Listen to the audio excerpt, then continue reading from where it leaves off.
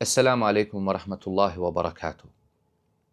Deyirəm, Allah subhanahu və teala nə qədər böyükdür, ucadır, əzəmətlidir subhanahu və teala. Əzizdir, kərimdir, həkimdir, hikmət sahibidir. Allah hər şeyi öz yerinə qoyandır. O görür hər şeyi, hər şeydən xəbərdardır. Raqibdir subhanahu və teala. Nəzarət edir hər şeyə. Şəriətimizdə, əziz qardaşlar, belə bir qayda var. Əl-cəzəu min cinsil əməl. Cəza əməlin növünə görədir, cinsindəndir. İnsan dilinə görə ibtila olur, imtihan olunur. Vallahi bu cürdür. Vaqiə olanlar buna şahiddir. İnsan dilinə görə ibtila olur. O qədər ona buna şərbaz deyir ki, şərbaz jurnalist, nə bilim nə, şərbazlar, bu kimi şeylər deyir ki, axırda özü imtihan olunur bu kimi şeylə. Özü cəmaata, insanlara şər yaxmaqla məşğul olur. İmtihan olunur. Dilinin bəlasına düşüb. Bu cürdür, əziz qardaşlar. Allah subhanahu və teala həkimdir, hikmət sahibidir. Və mən sizə bir şey deyim.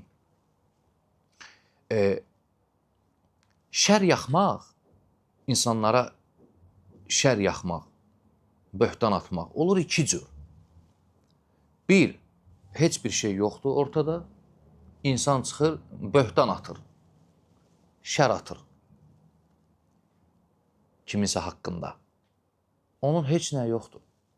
Danışıq filan, belə şeylər yoxdur. Dayandığı yerdə şər atır. Biri də var ki, insanın danışığı var, sözləri var, göz qabağında. Özü də günəş kimi aydın olan. Bunun üzərindən keçirsən, bu sözlər ola-ola, insanın açıq aydın günəş kimi sözləri ola-ola, o şərbaz insanlar onun üstündən keçir, yox kimi təsəvvür edir, halbuki mövcuddur və insana şər atır. Yəni, şər atdığı insanın sözü ola-ola ki, elə söz deməyib, belə şey yoxdur. Şər atması bu daha pisdir, bu daha şiddətlidir. Allah belə insanların şərrindən qorusun hamımızı. Bu birbaşa dəlalət edir ki, insanın başında, əqlində problem var, özü də ciddi problem. Yəni, insan necə bunu edə bilər axı?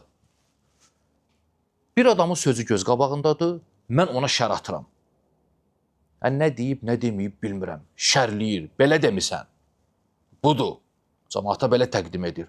Vallahi deyirəm, əziz qardaşlar, bu əqildə problemin olmasını göstərir, dəlalət edir, açıq aydın şəkildə. Başında problem var adamın. Belə şey etmirlər. O qədər şərbaz deyir ki, cəmaata, deyib ki, cəmaata, özü düşüb bu bəlaya, ibtila olub sözünə görə. Abu Davudda keçən hədisdə Peyğəmbər sallallahu aleyhi və səlləm deyir, mən qalə fi müminin mə leysə fihi, kim bir möminə, müsəlmana, onda olmayan şeyi ona deyərsə, yoxdur. Amma deyir, yapışdırır deyərsə, əskənəhullahu fi rədğətil xəbəl. Allah Taala onu cəhənnəm atəşində məskunlaşdırar. Cəzaya baxın, qardaşım. Soruşurlar ki, ya Rasulallah, başqa bir hədisdə soruşurlar, rədğətul xəbəl nədir? Peyğəmbər sallallahu aleyhi və səlləm deyir ki, cəhənnəm əhlinin içkisi. Yəni, o içkinin içərisində məskunlaşdırar Allah onu. O sözündən qaydana kimi. Cəhənnəm əhlinin içkisi nədir, əziz qardaşlar? İrin, qan, çirk. Orada məskunlaşdırar deyir. Məsələ şiddətlidir, qardaş. Müsəlmanda olmayan şey demək olmaz ona. Amma şərbaz insanlar bunu edirlər.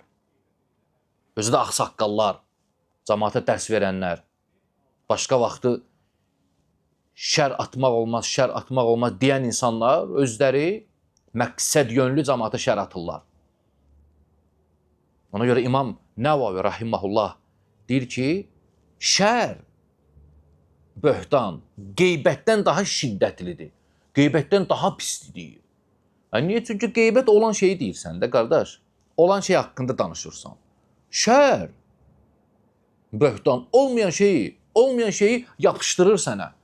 Demədiyin şeyi boynuva qoyur sənin və cəmaata elə təqdim edir insanlara. Bundan pisi yoxdur. Qoruyun özünüzü, əziz qardaşlar, bu kimi şərli insanlardan. Siz bilmirsiniz, tanımırsınız. Və bu şərli insanlardan qoruyun özünüzü. Allah subhanahu və teala Quranda deyir, İz tələqqavnəhu bi əlsinətikum. O zaman siz onu dilinizə gətirirdiniz. Məlum məsələdir, Ayşə radiyallahu anhə haqqında ifk hadisəsi oldu. Böhtan atmışdılar. Allah Taala bu barədə xəbər verir. Baxmayaraq ki, Ayşə radiyallahu anhə haqqındadır, ümumi olaraq bütün böhtan atanlara şamil edilir. Məlum məsələdir təfsirdə, qaydada. İz tələqqavnəhu bi əlsinətikum. O zaman siz bunu dilinizə gətirirdiniz. Və təqulunə bi əfvahikum mə leysə ləkum bihi ilmun. Və elminiz olmadığı şeyi danışırdınız. Və təhsəbunəhu heyyinən. Və siz bunu yüngül bir şey hesab edirdiniz. İndi də bu cürdür, qardaş. Şərbaz insanlar çıxır. Böyle çox rahat şəkildə danışır. Belə deyir, Rəşad Hümbətov belə deyir. Rahat, yüngül, elə bir su içir. Böhtan atır, şər atır. Elə bir su içir. Və təhsəbunəhu heyyinən. Siz onu yüngül hesab edirsiniz. Və huvə indallahi azim. O Allah yanında əzəmətli bir şeydir. Nə öyrədir bizə bu ayə? İnsan söz danışar, böhtan atar, şər atar. Kiməsə olmadığı şeyi deyər ona. Çox yüngül bir şey hesab edər. Adi, asan. Amma bu elə olmaya bilər Allah yanında. Və huvə indallahi azim. Allah yanında çox böyük bir cinayətdir. Əzəmətli bir şeydir. Ya lallahil acəb. İnsan, elm tələbəsi demirəm. Talibul ilm, elm əhli demirəm. Bir insan başqa bir insana necə şər ata bilər? Necə böhtan ata bilər? Necə onun demədiyi şeyi onun boynuna qoya bilər? Cəmaata elə təqdim edə bilər? Necə eləyə bilər bunu? Yaraşmır insana. Elm tələbəsinə heç yaraşmır. Allahdan qorxmaq lazımdır. Heç kimə şər atmaq olmaz. Olan şey denən, qardaşım, sənin buğzun var deyə, nifrətin, kinin var deyə, gözün götürmür deyə, sən nəyə görə böhtan atmalısan, şər atmalısan cəmaata? Allahu Akbar. Əziz qardaşlar, şər, iftira, böhtan çox əzəmətli bir günahdır. Və bunun qiyamət günü altından çıxmaq böyükdür, çətindir. Allahdan qorxmaq lazımdır. Allah subhanahu və teala hər birimizi islah etsin. Və sallallahu və səlləmə və barak alə abdihi və rasulihi Muhammed.